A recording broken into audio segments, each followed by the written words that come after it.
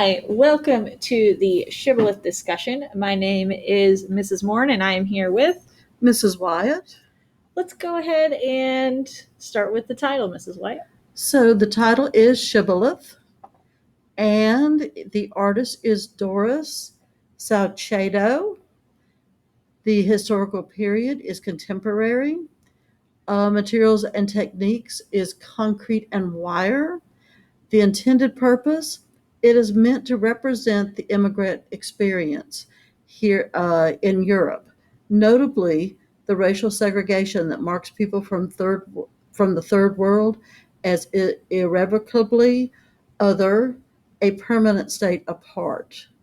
So they never really quite fit in, and so there's this chasm that is going on there, which I don't know if they're looking really closely at the picture, but it is an actual hole in the floor. It's a crevice that you literally have to step over and not step into.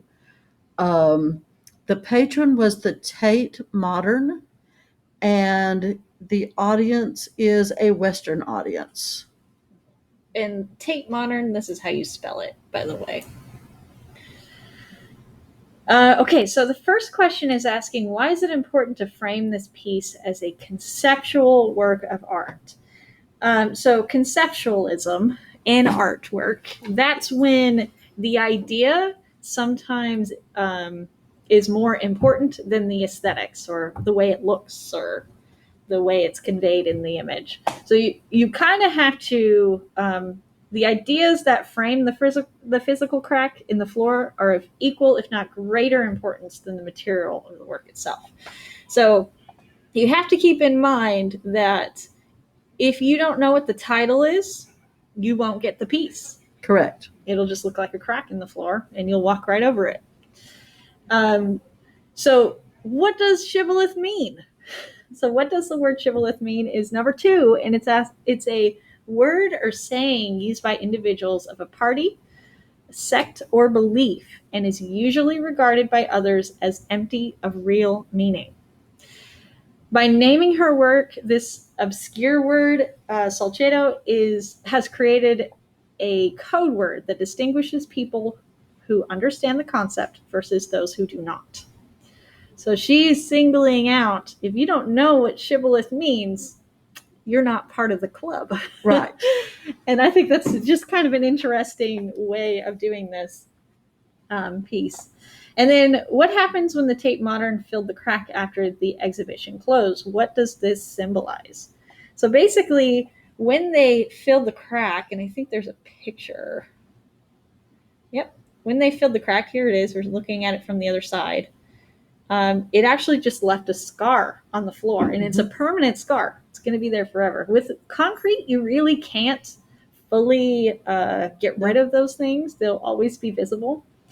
And this is basically symbolizing the possibility of healing through figurative and literal closure. However, the mark is also an obstacle to any attempts to erase the past.